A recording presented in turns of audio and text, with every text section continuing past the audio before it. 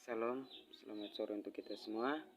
Perkenalkan, nama lengkap saya Evan Williams AT dengan NIM 3122089 dari Prodi Pendidikan Biologi.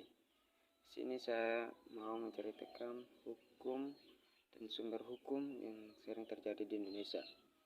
Saya akan menjelaskan pengertian hukum. Hukum di Indonesia merupakan suatu sistem hukum yang spesifik. Dalam arti ada beberapa hal yang membedakan hukum dari Indonesia dari sistem hukum negara lain. Untuk bisa mengetahuinya, maka pemahaman mengenai pengertian dan tujuan hukum Indonesia serta aliran hukum yang telah memberi warna pada praktek hukum Indonesia sangatlah diperlukan.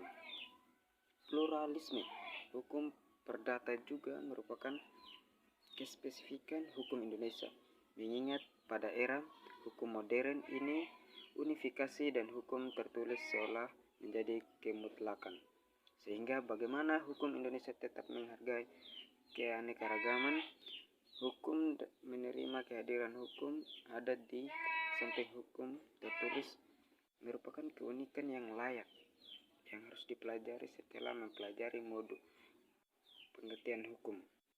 Jadi diharapkan kita semua memiliki kemampuan untuk memahami sistem mengenai hukum di Indonesia dan mampu menerapkan pengetahuan sistem hukum Indonesia dalam kehidupan sehari-hari sebagai warga masyarakat. Di sini secara khusus ada beberapa hal yang harus dijelaskan mengenai hukum di Indonesia. Yang pertama itu saya masuk menjelaskan pengertian dan fungsi dan tujuan hukum di Indonesia serta sistem hukum Indonesia sebagai sistem yang terbuka. 2. Menjelaskan masbah hukum. 3. Menjelaskan karakteristik hukum di Indonesia atau positif dan progresif. 4. Menjelaskan pluralisme hukum di Indonesia sebagai salah satu perlengkapan masyarakat untuk menciptakan ketertiban dan keteraturan, maka perkajian kita terhadap hukum Indonesia harus diawali dengan membicarakan tentang pengertian dari hukum Indonesia. Baru kemudian dilanjutkan dengan apa fungsi dan apa yang menjadi tujuan dari hukum tersebut. Hukum Indonesia selanjutnya, karena mengingat arti pentingnya suatu peraturan, hukum terletak dalam hubungannya yang sistematis dengan peraturan hukum lainnya dan dengan keseluruhan hukum lainnya, maka pemahaman tentang hukum Indonesia sebagai sebuah sistem yang terbuka yang tidak menghendaki konflik di antara unsur-unsurnya menjadi sangat diperlukan. Oke, di bagian hukum kita ada bagian-bagiannya. Di bagian yang pertama itu kita membaca atau membahas pengertian hukum Indonesia.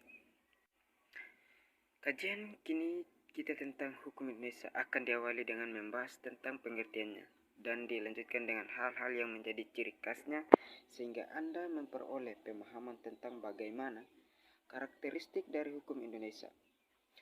Adapun yang dimaksud dengan hukum Indonesia tak lain adalah hukum positif Indonesia, yaitu hukum yang berlaku sekarang di Indonesia. Yang kelihatannya sederhana tersebut sebetulnya mempunyai makna yang dalam, sehingga kita perlu mencermati kata per kata. Banyak batasan dan diberikan kepada kita, tergantung sudut pandang yang melihatnya. Oleh karena itu, pengertian hukum yang akan kita kaji ini merupakan hukum positif atau hukum yang berlaku saat ini. Maka istilah hukum di atas dimaknai sebagai keseluruhan kaidah dan asas-asas berdasarkan keadilan yang mengatur hubungan manusia dalam masyarakat. Di berbagai negara, hukum itu hal yang paling utama untuk mencegah hal-hal kurang baik.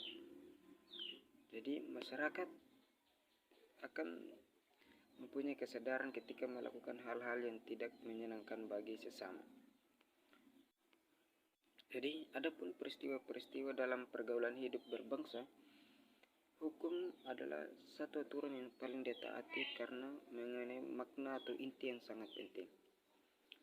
Juga memiliki nilai-nilai undang-undang nilai-nilai yang menjaga melindungi perilaku atau menjaga adat istiadat pada setempat. Adapun contoh seseorang membuat satu kesalahan dan melanggar hukum tersebut akan diberikan sebuah sanksi pidana atau sanksi sosial menyesuaikan hukum apa yang dilanggarnya.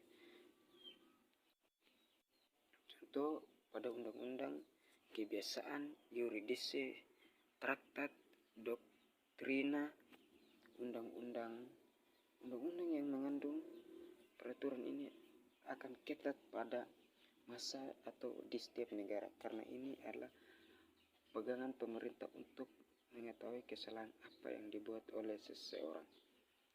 Peraturan yang dibuat oleh penyelenggara negara atau badan legislatif dan mempunyai kekuatan hukum yang mengikat undang-undang mulai berlaku jika telah di undang-undang lembaran negara, maka sebagai manusia punya pemikiran positif agar tidak mudah membuat hal-hal yang melanggar peraturan.